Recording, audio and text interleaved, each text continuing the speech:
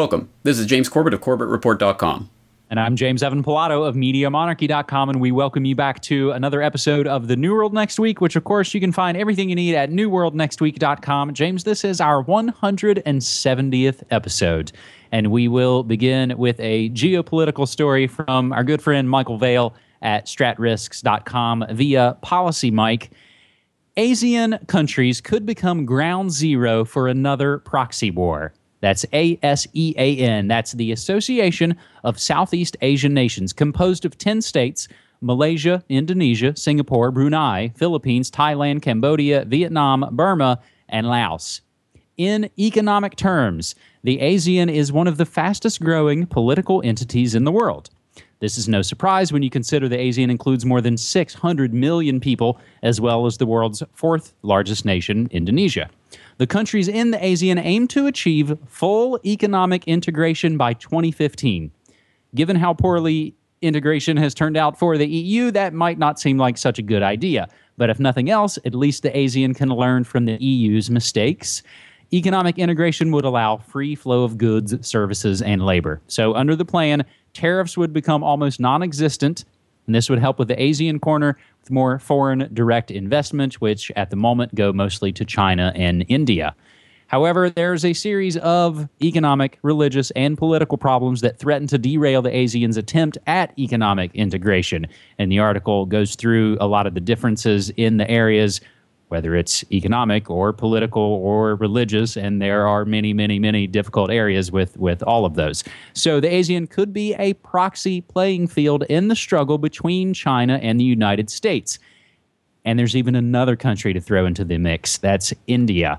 So they have a huge economic interest in ASEAN countries. So, James, this is somewhat kind of an introductory article to, I think, what we could look at as being the Southeast Asian Union, another world union, AFRICOM, the European Union, the nascent North American Union, and now another one. So what could possibly go wrong?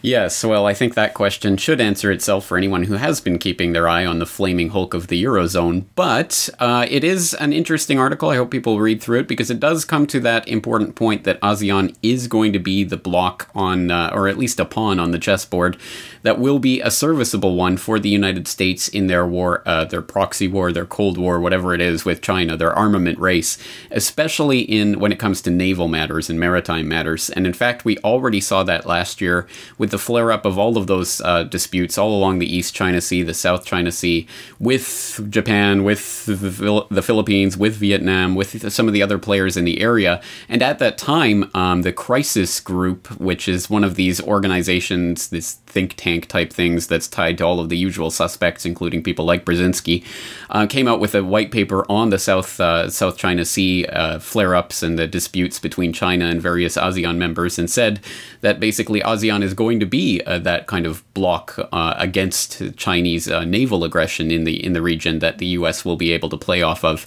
And we've already seen that with, for example, the Philippines turning more to the U.S. As that flare-up with the Chinese Navy took place. So I think we can already see the beginnings of this.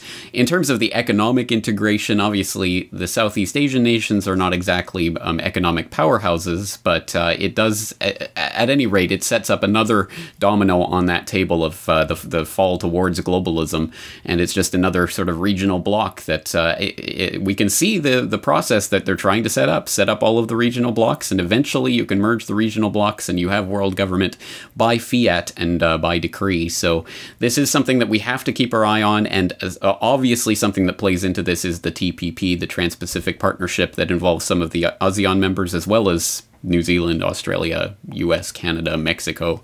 So NAFTA on steroids that is likely to, or is they're trying to get signed by the end of the year. That's another thing to put on top of this. Economic integration, political integration, military integration is proceeding apace around the globe. Meanwhile, 99% of the people out there have barely even heard of ASEAN or the TPP or any of these other things that are going to start affecting their lives more and more. So we'll have to keep our eye on it and see how these things develop. I'm glad you brought up the TPP. That's something I haven't gone into enough in the media monarchy kingdom, and something I would like to go into much more in the near future. So, James, Having said that, and of course we'll include, as we always do, links to all of these stories. You can read them yourself. And this story from Policy Mike actually does go into the different countries and why some may be more into the idea of integration because they might be smaller and weaker, and others that are much stronger and more robust that are maybe a little reticent to the idea. So again, we'll include all those show notes. But James, we'll shift in a way back to the USSA here for a look at what faux dysfunctional government looks like. And we'll take this story from the Washington Examiner as the White House shut down their We the People petition site. With 74% of the White House staff furloughed, decisions had to be made about where to save money. So apparently the only part of whitehouse.gov that needed to be cut was the We the People petition page, which allowed Americans to create petitions and voice their opinions to the White House. The feature's landing page reads, which I did a screen grab of, due to Congress's failure to pass legislation to fund the government, We the People has been temporarily disabled. This means that Americans have not been able to create or sign petitions for We the People throughout the entire government shutdown debate. The promise when the feature was unveiled was that if a petition received 100,000 signatures or more, it would garner a response from the Obama administration. So much for that, though. Curiously, every other part of the White House website worked and had been updated as recently as yesterday. That was Tuesday, the 15th. Blog posts were still being written, photos were still being uploaded, Press Secretary Jay Carney's press briefing still being live streamed, statements still posted, and all the information pages still up and running.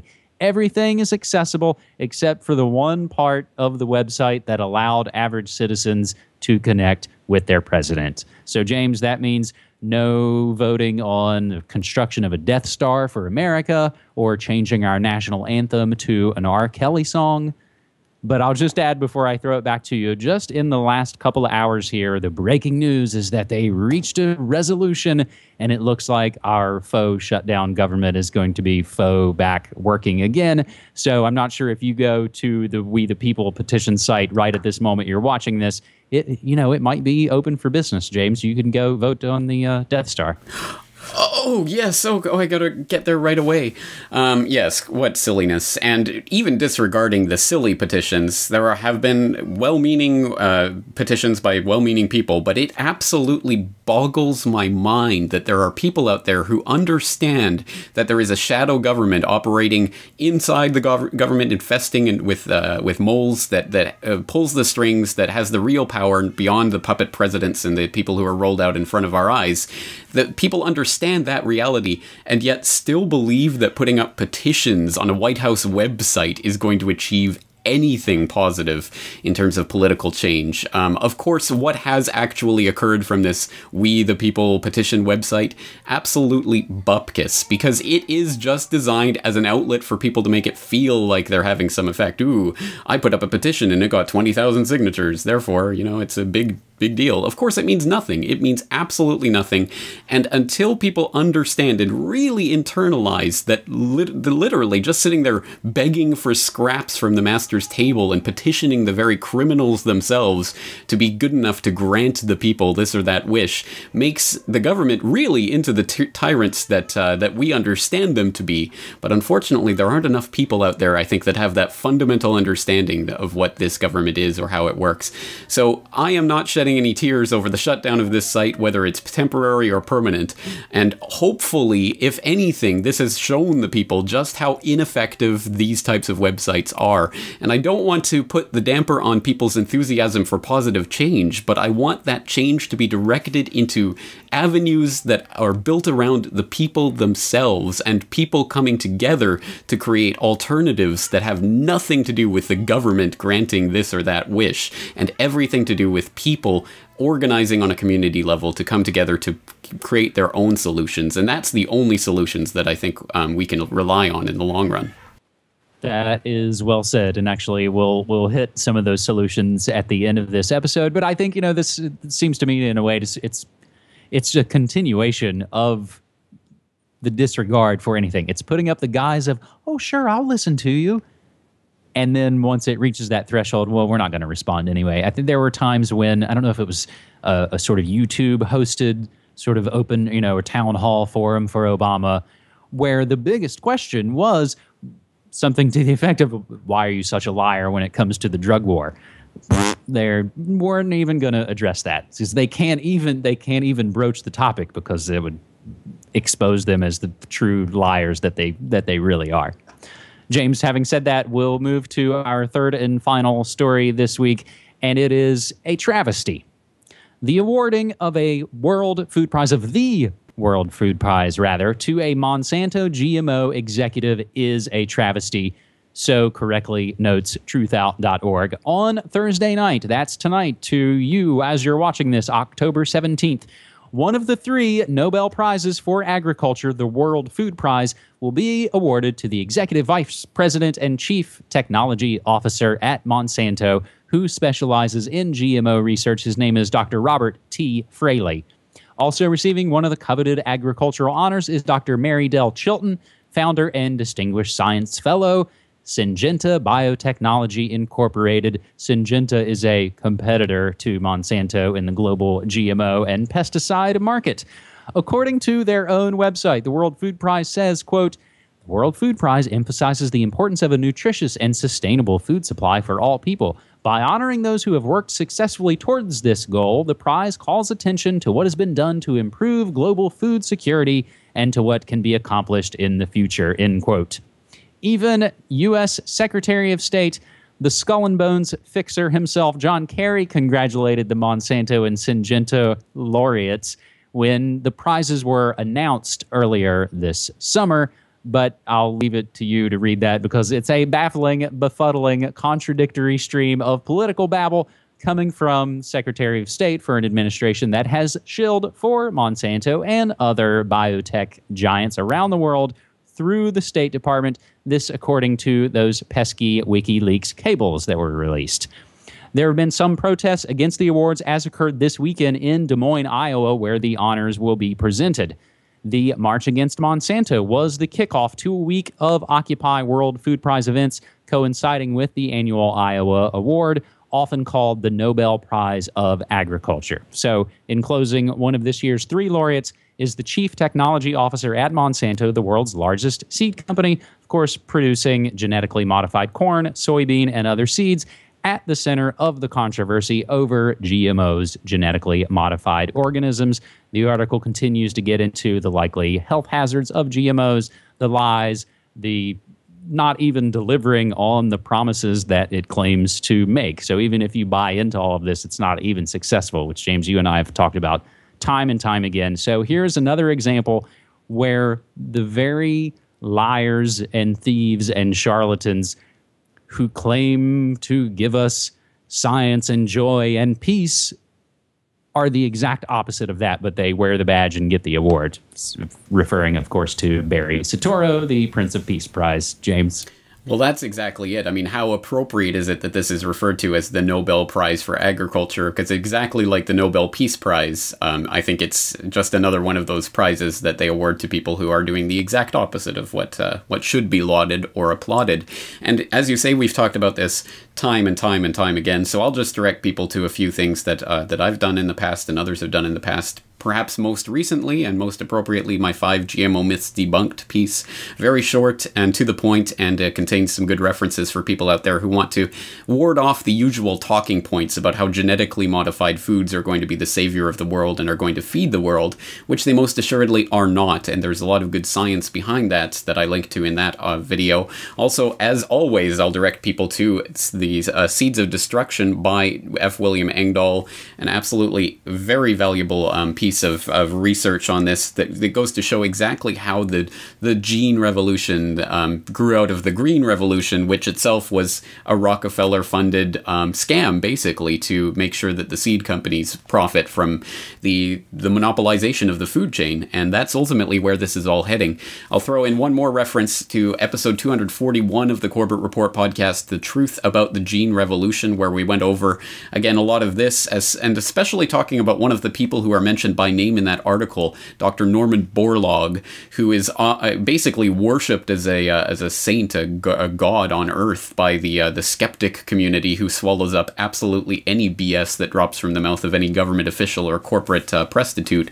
So there's some good information out there about Dr. Norman Borlaug and how he didn't actually save the world, and all of that is a lot of hype, and basically how GMOs are not what they are. We are told they are, or what the way that they're going to supposedly save the world, and we really have to counteract this agenda now with everything we have, because there's a lot of people I find out there who are still believing this, or who don't even know or care about this.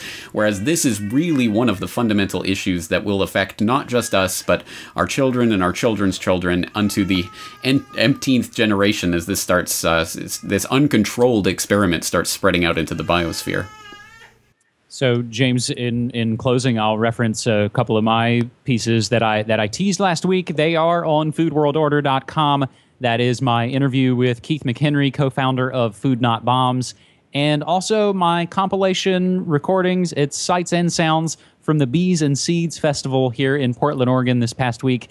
It's got myself, it's got organizers Cassie Cohn, it's got water advocates, it's got it all. It's even got music. So the Sights and Sounds from the Bees and Seeds Festival and the interview with Keith McHenry of Food Not Bombs, I will implore folks to check out. And James, just in a quick closing note, we should probably mention a little bit of the business. I even kind of forgot about it a little bit myself.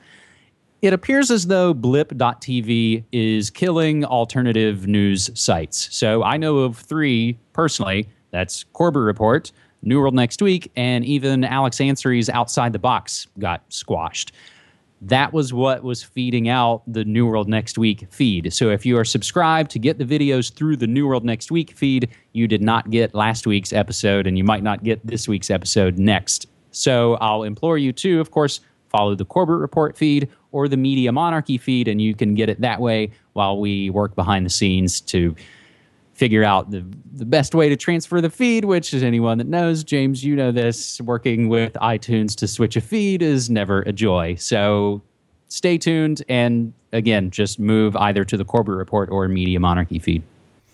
But if you're not getting these videos, then you didn't just hear that announcement. Well, anyway, I hope that people do follow us, and we should also mention that we are no longer on satellite television in Europe, because that channel that was airing this has also been taken off the air. So yes, they are clamping down on alt media, and as always, the best place to get all of this is at the source, CorbettReport.com, MediaMonarchy.com. On that note, we'll end it there. I doff my metaphorical cap to you once again, James, for another 3 great stories. I'm looking forward to doing it again next week. Thanks so very much. Take care.